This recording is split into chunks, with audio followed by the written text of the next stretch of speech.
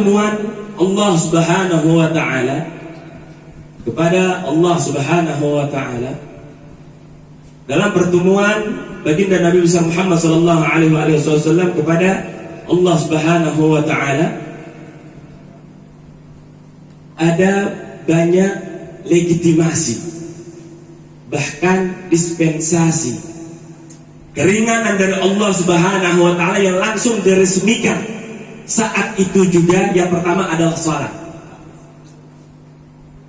Sudah ma'ruf dalam peringatan Isra wal Mi'raj di tahun-tahun sebelumnya, para guru-guru kita membahas tentang keutamaan salat. Namun keistimewaan umat baginda Nabi besar Muhammad sallallahu alaihi wasallam, wasilah sang nabi kita, Allah Subhanahu wa taala meringankan segala ibadah, terutama salat ini yang dari 50 waktu menjadi 5 waktu. Namun pahalanya tetap seperti kita mengerjakan salat 50 waktu. Itu salat munfarid, salat sendiri, apalagi salat berjamaah. Perlu diketahui, salat, puasa, kemudian wudu sudah ada pada syariat para nabi sebelumnya, namun disempurnakan oleh Allah Subhanahu wa taala khusus kepada baginda Nabi besar Muhammad sallallahu alaihi wasallam. Umat para nabi terdahulu apabila ingin melaksanakan salat, wajib hukumnya di ma'bad. Kalau sekarang masjid atau musalla. Hukumnya syariat pada para nabi-nabi terdahulu, syariat para nabi terdahulu itu hukumnya wajib dan haram melaksanakan ibadah salat di rumah masing-masing atau di tempat lainnya. Namun istimewanya menjadi umat baginda Nabi besar Muhammad sallallahu alaihi wasallam, syariat tersebut direvisi oleh Allah Subhanahu wa taala. Dikarenakan walaupun kita umat terbaik, akan tetapi kita umat yang paling lemah fisiknya, paling lemah imannya, akan tetapi paling tinggi syahwatnya. Oleh karenanya,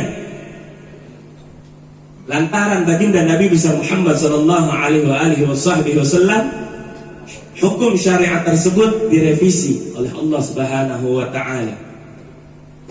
Dimanapun kita berpijak di bumi ini, ketika kita ingin melaksanakan salat, selagi syarat suci daripada najis, yang pertama adalah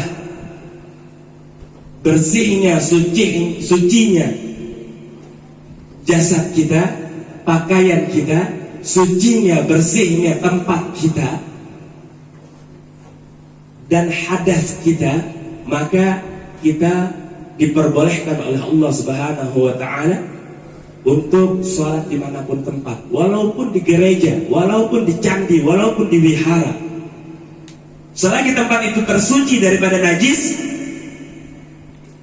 Seandai kata di gereja, di wihara, pas kiblatnya menghadap berhala tersebut, menghadap salib patung Yesus, tetap sholat kita sah, karena kita bukan menyembah patung tersebut, melainkan menyembah Allah Subhanahu wa taala. Dimanapun tempat kita boleh sholat, selagi bersih daripada najis, tempat sujud kita bersih daripada najis, sah sholat kita. Yang penting menghadap kiblat dan menghadap Vatikan, ya. Walaupun di depan kiblat kita ada patung syirik, ya, yang dilakukan oleh orang-orang menduakan Allah Subhanahu wa taala, tetap sah salat kita. Namun kemudian ketika kita berwudu, umat para nabi-nabi sebelumnya apabila tidak adanya air, ketiadaan air, maka segala ibadah terkhusus salat wajib ditunda. Namun keistimewaan umat baginda Nabi besar Muhammad sallallahu alaihi wasallam yang mana segala keringanan ini bersamaan semuanya dengan legitimasi diringankannya ibadah salat 5 waktu kita. Ketika umat para nabi-nabi terdahulu ingin melakukan wudhu, ingin bersuci hadas kecil, ingin berwudhu, mereka tidak mendapati air, maka sholatnya wajib ditunda sampai mendapatkan sumber air kembali. Akan tetapi umat baginda Nabi besar Muhammad sallallahu alaihi wasallam ketika ketiadaan air, maka ada rukhsah untuk bertayammum. Inilah istimewanya umat baginda Nabi besar Muhammad sallallahu alaihi wasallam. Selagi semua syarat-syarat sah tayammum terpenuhi, maka sah wudhu kita, sah tayammum kita, dan sah juga kita melaksanakan sholat. Dan masih banyak keutamaan sebagai umat baginda Nabi besar Muhammad sallallahu alaihi wasallam. Dan pada malam ini inti sebenarnya daripada acara yang dibuat ini adalah haul guru-guru kita. Al-Faqir hanya memberi saran kepada diri Al-Faqir dan tentunya kepada kita semua, yang mohon maaf, mohon berubah segala apa yang ada di benak kita yang diwakilkan oleh guru-guru kita. Ketika tadi sambutan sungguh indah, alangkah lebih indah lagi kita merealisasikannya dalam perbuatan kita. Kita boleh saja mengagungkan guru kita, namun pertanyaannya, apakah guru kita cinta kepada kita? Kita boleh cinta kepada guru kita, boleh cinta kepada orang tua kita, namun pertanyaannya, apakah kita dicintai oleh orang tua kita? Kita dicintai oleh guru kita? Apalagi guru kita terkhusus Al-Marhum Al-Maghfurlah Al-Ustadz Syarif Aminullah dan Ustadz Rahudi Sanjani Rahmatul Abrar. Beliau sudah meninggalkan kita. Oleh karenanya, la taftahu, baginda Nabi Muhammad sallallahu alaihi wasallam beliau bersabda, la taftahu bi amwatikum bisayyiati a'malikum. La taftahu li amwatikum. Jangan pernah kalian membuat sedih, membuat rungsing, membuat gelisah orang-orang yang telah wafat di antara kalian, bisayyiati a'malikum, dengan buruknya akhlak kalian, dengan buruknya ibadah kalian.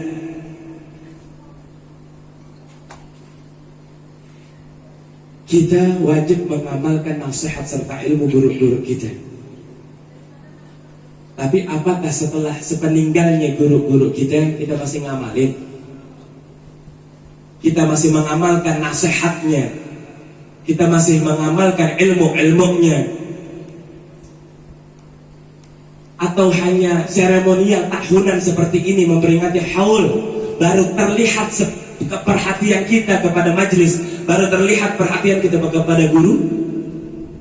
Jawab di hati masing-masing antum sekalian. Oleh karenanya, saran Al-Faqir, yuk kita perbaiki bareng-bareng. Kita sama-sama keluarnya kita dari majelis mulia ini, kita insyaallah ba'da subuh kita amalkan saran-saran, nasihat-nasihat daripada guru-guru kita, agar kedepannya kita lebih baik lagi. Al-Imam bil Irsyad wa Ghawthil Ibad wal Bilad, Al-Imam Al-Habib Abdullah Ibn Alawi Ibn Muhammad Al-Haddad Sahib Al-Ratib, beliau mengatakan, ihtimamul amwati lil ahya asyaddu min ihtimamil ahya il amwat. Perhatian orang-orang yang telah meninggal di antara kita kepada kita yang masih hidup. Ihtimamul ahya'il amwat, perhatian orang-orang yang telah meninggal dunia, yang telah wafat di antara kita kepada kita yang masih hidup. Asyaddu, lebih besar perhatiannya daripada perhatian al-ihtimamu lil ahya'il amwat, daripada perhatian kita yang masih hidup kepada orang yang telah meninggal. Perhatian apa perhatian kita kepada orang-orang yang telah meninggal di antara kita? Baru meninggal, iya khatmul Quran, iya baca Yasin. Bertahan sampai kapan? Paling 7 hari paling lama. Habis itu lupa lagi, nggak ngedoain lagi, nggak ziarahin lagi, sampai ketemu 40 hari, sampai ketemu 100 hari, sampai ketemu haul, sampai ketemu 1000 hari. Selebihnya sehari-hari kita, apa perhatian kita kepada orang-orang yang telah meninggal? Di antara kita ada yang orang tuanya mohon maaf udah nggak komplit, ada guru-gurunya banyak yang telah wafat. Apa yang kita berbuat kepada mereka? Beliau semua udah nggak bisa mendapatkan hadiah seperti orang yang masih hidup. Hadiah satu-satunya adalah doa. Makanya oleh karena itu niatkan pada hari-hari kita, setiap amal saleh kita, setiap sedekah kita, setiap kita ta'lim, setiap kita beramal saleh, sedekah kita, zakat kita, hadiah kita kepada orang-orang, kepada guru-guru kita, hadiah kita kepada orang tua, niatkan juga untuk pahalanya untuk orang-orang yang telah meninggal di antara kita. Perhatian orang-orang yang telah meninggal itu lebih dahsyat perhatiannya daripada orang yang masih hidup, kata Imam Haddad. Buktinya tadi dikatakan bahwasanya Al-Imam Al-Habib Abdul Qadir Al-Jilani Al-Baghdadi Qutbur Rabbani Al-Hasani, karena sang murid yang masih hidup dalam keadaan sakit, ada muridnya yang pengen belajar. Apa perhatian guru? Al-Imam Abdul Qadir Al-Jilani langsung turun tangan ngajarin tuh murid. Itulah perhatian lil amwat, perhatian orang-orang yang intaqal ila rahmatillah, perhatian orang-orang yang telah meninggal dunia, yang berpindah kepada kasih sayang Allah Subhanahu wa ta'ala. Karena ketidakmampuan sang guru almarhum Al-Ustaz Aminullah untuk mengajar, karena lemahnya kondisi beliau, akhirnya apa? Kitabul Afrah min Khitabul Arwah. Akhirnya mendapatkan kabar gembira dari bertemunya dari arwah-arwah min as-salihin. Al-Imam Sultan Al-Awliya Al-Habib Abdul Qadir Al-Jilani turun tangan langsung. Udah antum istirahat aja biar Al-Fakir yang langsung mengajarkan murid antum ini. Itulah salah satu perhatian orang-orang yang telah meninggal di antara kita. Allah Ta'ala mengizinkan roh Al-Imam Abdul Qadir Al-Jilani membantu Al-Ustaz Aminullah untuk mengajarin muridnya. Namun mohon maaf, apakah kita sebagai seorang murid bisa begitu kepada guru kita? Sebagai seorang anak bisa begitu kepada orang tua kita? Belum tentu. Banyak bahasa yang umum ketika terdapat penyesalan di dalam hati kita. Ya Allah, ibu, bapak udah mendahului saya, sudah meninggal dunia, saya belum bisa nyenengin. Ya kan Pak, sering tuh, ya. Saya belum bisa menyenangkan ibu, bapak, guru saya. Mohon maaf. Menurut Al-Fakir, yang paling sederhana, yang paling bisa menyenangkan guru dan murid, mohon maaf, yang paling sederhana, hal sederhana yang bisa menyenangkan orang tua dan guru kita, itu adalah hal yang sederhana. Nggak perlu kita nunggu sukses, nggak perlu diberangkatin haji, nggak perlu diberangkatin umrah, nggak perlu dibangunin rumah, enggak. Orang tua kita cuma pengen kita nggak durhaka sama dia. Guru kita demikian juga, biar ngamalin nasihatnya, ngamalin ilmu-ilmunya. Hanya itu saja. Dan yang lebih sederhana lagi, orang tua kita pengen anaknya, guru kita pengen murid-muridnya, jamaahnya hanya tidak menyakiti hatinya. Kalau kamu belum bisa menyenangkan kami, jangan buat kami pusing, jangan buat kami sedih. Itu saja.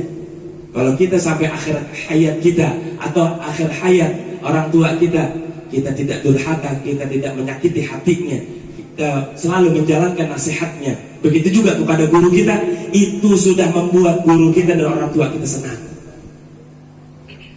La taftahu bi amwatikum bisayyiati a'malikum. Jangan kita buat rungsing, jangan kita buat sedih orang-orang yang telah wafat di antara kita. Dalam kitab Ihya Ulumuddin, Al-Imam Muhammad bin Muhammad Al-Ghazali radhiyallahu ta'ala wa ardhah menukil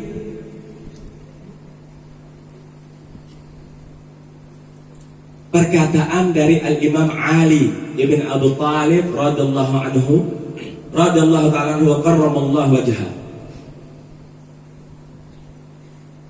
Idza mata al-alimu tullama fil Islam. Apabila wafat seorang guru, apabila wafat seorang guru agama, tullama fil Islam, maka akan terdapat lubang pada agama Islam. Diibaratkan agama Islam seperti shield atau tameng. Apabila ada satu guru agama, murid berruh kita meninggal dunia, intaqal ila rahmatillah, berpulang ke rahmat Allah, berpindah kepada kasih sayang Allah, maka terdapatlah lubang di tameng tersebut. Thalamatun la yusadduha illa khalifa minhu. Dan lubang tersebut tidak bisa ditambah kecuali oleh generasi penerusnya. Guru kita udah gak ada, orang tua kita udah gak ada, lanjutin silaturahmi. Jangan mentang-mentang orang tua guru kita sudah wafat, sudah nggak ngaji lagi sama zuriyahnya. Padahal guru kita mencetak zuriyah, keturunan-keturunan yang masya Allah, yang melanjutkan estafet dakwah beliau. Dan guru-guru kita juga mencetak murid-murid yang berdakwah, membantu syiar dakwah Islam, membantu syiar dakwah Islam beliau. Samperin satu-satu, ziarahin, jalin silaturahmi, minta nasihat, minta doa kepada mereka. Jangan putus silaturahmi. Al-Ustaz Rahuli Sanjani, haul yang ke-16, betul ya? Udah 16 tahun yang lalu beliau intaqal ila rahmatillah. Apakah kita sebagai murid beliau yang sudah 16 tahun ditinggalkan masih mengamalkan nasihat dan ilmu beliau? Paling cuma 1-2 orang. Yang lainnya pada kemana? Ya, ini Al-Fakir bukan ceramah, Al-Fakir lagi ngajar kalau begini. Ya, yang lainnya pada kemana? Al-Fakir tidak kenal kepada beliau. Al-Fakir tidak kenal kepada Ustaz Rahudi, karena terpaut 16 tahun yang lalu beliau wafat. Al-Fakir mungkin masih zaman sekolah. Ya, Al-Fakir sekarang masih umurnya masih 17 tahun. Ini nggak ada perawan apa di sini? Ini pada udah pada ngantuk ini. Nah, Al-Fakir ba'da hada, setelah di sini Al-Fakir langsung ke Al-Busyra ta'alim Ustaz Alwi. Ya, Zadul Muslim. Ini pada kayak udah tangan gagu badannya. Tangki miring. Masya Allah. Ya. Ya mohon maaf, mohon redha dari Al-Fakir. Sekali lagi, yuk kita sama-sama jaga amanah nasihat dan ilmu daripada guru-guru kita. Jaga amanah nasihat ilmu daripada kedua orang tua kita, atau salah satu dari keduanya. Jangan kita durhakai mereka, baik ketika mereka masih hidup atau sepeninggalnya mereka. Tetap kita taat untuk tunduk bakti kepada mereka. Kurang lebihnya mohon maaf. Wa'afu minkum. Wassalamualaikum warahmatullahi wabarakatuh. Waalaikumsalam. Terima kasih kepada Al-Habib Hasan bin Abu Bakar As-Segaf. Ini insyaAllah kita bisa mendapatkan bekal ceramah beliau, kita bisa amalkan untuk sehari-hari kita, untuk bisa kita selamat dunia dan akhirat kita. Amin amin ya rabbal alamin. Terakhir, acara selanjutnya talqinul zikir dan sekaligus doa penutup yang dipimpin oleh Al-Ustaz Muhammad Saman wa ilahi tafadhal mashkura. Sallu ala Nabi Muhammad. ربياني صغيرا ربي اغفر لي ولوالدي وارحمهما كما ربياني صغيرا. اللهم أرنا الحق حقا وارزقنا اتباعه وأرنا الباطل باطلا وارزقنا اجتنابه. اللهم بارك لنا في رجب وشعبان وبلغنا رمضان. اللهم بارك لنا في رجب وشعبان وبلغنا رمضان. اللهم بارك لنا في رجب وشعبان وبلغنا رمضان. ربنا تقبل منا إنك أنت السميع العليم وتب علينا إنك أنت التواب الرحيم. ربنا آتنا في الدنيا حسنة وفي الآخرة حسنة وقنا عذاب النار وادخلنا جنة مع الأبرار يا عزيز يا غفار يا رب العالمين. صلى الله على سيدنا محمد وعلى آله وصحبه وسلم. بقدر سبحان ربك رب العزة عما يصفون والسلام على المرسلين والحمد لله رب العالمين. السلام عليكم ورحمة الله وبركاته. Selesai sudah acara demi acara. Al-Fakir mohon maaf apabila ada kekurangan dari susunan acara. Mohon diberikan pintu maaf yang sebesar-besarnya.